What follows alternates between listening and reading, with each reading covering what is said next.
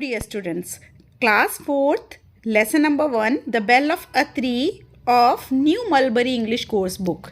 ठीक है, चैप्टर शुरू करने से पहले सबसे पहले इसका टाइटल समझेंगे.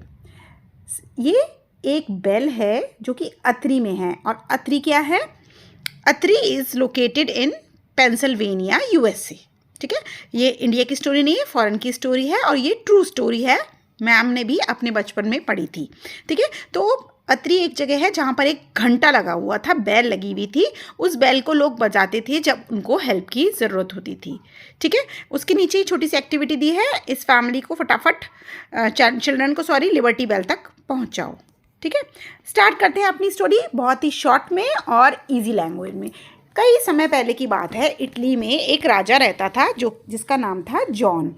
ठीक है, वो राजा मशहूर था अपनी अच्छाई के लिए, अपनी समझदारी के लिए. विजडम होता है समझदारी. जैसे Birbal was very wise, Akbar was very wise. तो एक दिन और किंग और उसके मिनिस्टर एक टाउन में आते, एक छोटी सी जगह पे आते हैं, मतलब कस्बे में आते हैं जिसका नाम होता है अत्री. अत्री उस प्लेस का नाम होता है. अच्छा, जब वो वहाँ पर पहुँचते हैं टाउन स्क्वायर पे. टाउन स्क्वायर एक ऐसी जगह है जहाँ पे सब लोग इकट्ठे होते हैं, जैसे हमारे यहाँ घंटाघर होता है. ठीक है, तो किंग अनाउंस करता है कि by my royal orders a great bell shall hang here. मैं आज ये ऑर्डर देता हूँ कि यहाँ पर एक बड़ा घंटा लगाया जाएगा. Whenever something is done wrong to a person. आप ध्यान दीजिएगा, जब भी किसी इंसान के साथ कुछ भी गलत होगा तो वो इस बेल को बजाएगा. और जैसे ही ये बेल बजेगी, बड़ा घंटा है, सोचो, जब बड़ा घंटा घर पे लगा होगा और उसे कोई बजाएगा तो पूरे शहर में आवाज़ जाएगी.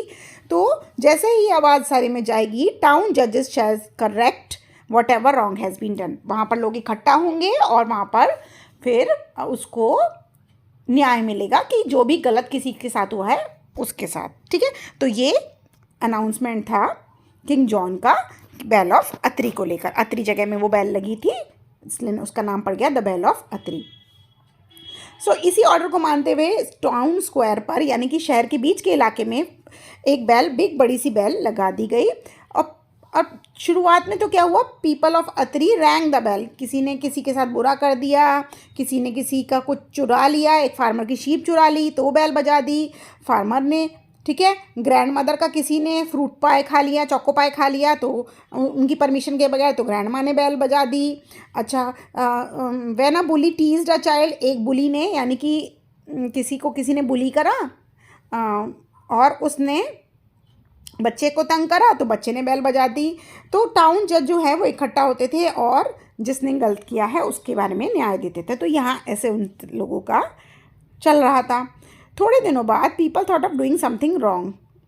अच्छा, थोड़े टाइम बाद जब लोग कुछ भी गलत करने से पहले ये सोचते थे कि अगर किसी ने बेल बजा दी तो सब लोगों को पता चल जाएगा कि हमने ये बुरा व्यवहार किया, तो उन लोगों ने अपना माइंड बदल दिया. और धीरे धीरे क्या हुआ कि बेल बजनी कम होती गई. शुरुआत में तो बहुत जल्दी बजती थी, लेकिन लोग फिर उनकी बदनामी हो जाती थी ना, जो बुरा करते थे. तो इसलिए इससे बचने के लिए लोग एक दूसरे के साथ बुरा व्यवहार करना बहुत कम कर चुके थे और बेल धीरे धीरे बजनी बंद होने लगी.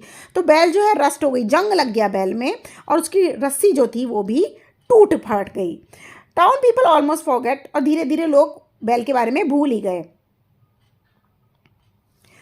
लेकिन जज नहीं भूले. एक दिन जज ने टाउन के लोगों को बुलाया और कहा, please go out into the woods. जंगल में जाओ और एक लॉन्ग वाइन लेके आओ. वाइन क्या होता है? ये पीने वाली वाइन नहीं है, ये होता है बेल.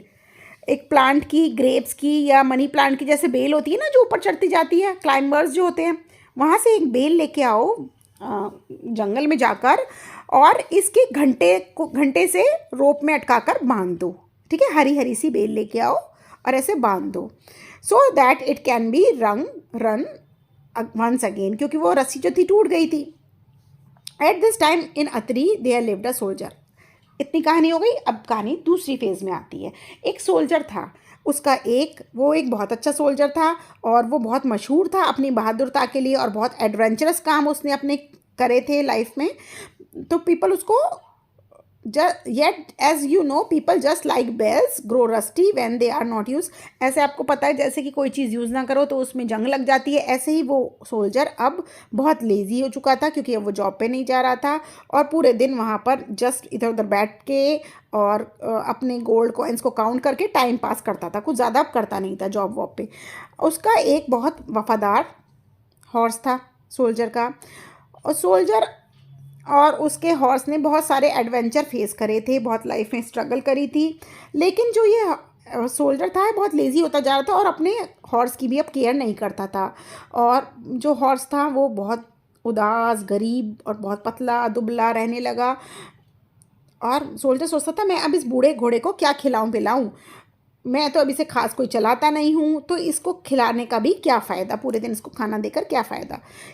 ये सोचकर वो अपने घोड़े की बिल्कुल केयर करना बंद कर देता है। एक बार क्या होता है, हॉर्स जो है वो कुछ खाना ढूंढने के लिए इधर से उधर ढूंढता रहता है, वेंडर करता है, मतलब इधर से उधर ढूंढ जाता है। ऐसे करते करते वो टाउन ऑफ अथरी पहुंच जाता है और उसको खाना तो कहीं मिलता नहीं है।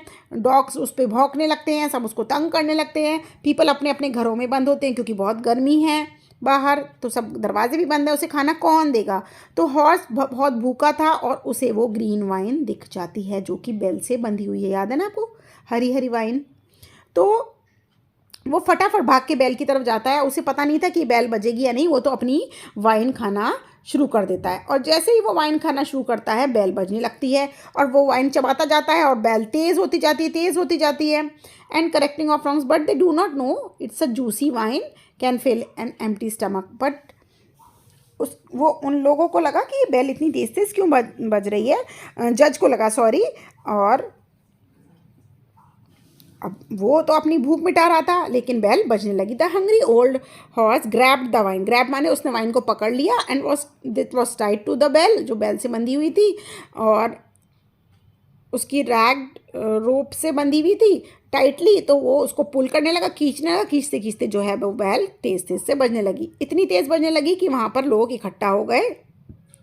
समर नैप यानी कि वो दिन में जो सो रहे थे अपने अपने घरों में बंद होके, वो उठ के बाहर स्ट्रीट पे आ जाते हैं और वेंडरिंग, वो ये सोच रहे हैं कि क्या हुआ, बैल इतनी ज़ोर ज़ोर से क्यों मच रही है। दे फाउंड, और वहाँ पे उन्होंने देखा वहाँ पे एक गरीब भूखा हॉर्स जो है मंचिंग कर रहा है, मंचिंग माने चबा रहा है वाइन को। और जज को पता था कि ये किसका हॉर्स है, वो सोल्जर का हॉर्स है। और तो उस जज ने सोल्जर को बुलाया और सोल्जर वहाँ टाउन स्क्वायर में आता है। तो जज बोलते हैं shame on you for not looking after your faithful horse, तुम पे धिक्कार है, तुम कैसे हॉर्स हो, तुम कैसे वो हो मालिक हो जो अपने हॉर्स का भी ध्यान नहीं रख पाए, इतना वफादार तुम्हारा हॉर्स है। मैं तुम्हें ऑर्डर देता हूँ, give him plenty of oats, उसे ओट्स खिलाओ और उसे एक अच्छे रहने के लिए स्टेबल दो और उसे ग्रीन फील्ड्स दो जहाँ पर वो ग्रीन फील्ड्स पे ले जाओ जहाँ पर वो ग्रेजिंग कर सके। तो देखा, आप तो सोचते थे खाली ह्यूमंस को न्याय मिलेगा, लेकिन एक घोड़े को भी वहाँ बेल ऑफ अथरी से न्याय मिल गया। मैं भी बेल ऑफ अथरी बजाऊंगी कि मेरे सब्सक्राइबर्स ना जो है मुझे मेरी वीडियो देख के चले जाते हैं, थम्स अप नहीं देते हैं और अपने फ्रेंड्स के साथ शेयर नहीं करते हैं। तो मैं भी बेल ऑफ अथरी बजाने वाली हूँ, इसीलिए अगर वीडियो समझ आ रही है, हेल्प मिलेगी तो फटाफट थम्स अप कर दो और अपने फ्रेंड्स के साथ शेयर भी कर देना। उस दिन से वहाँ सोल्जर जो था वो अपने घोड़े की बहुत ध्यान रखने लगा। People of town never forgot the good that the bell could bring.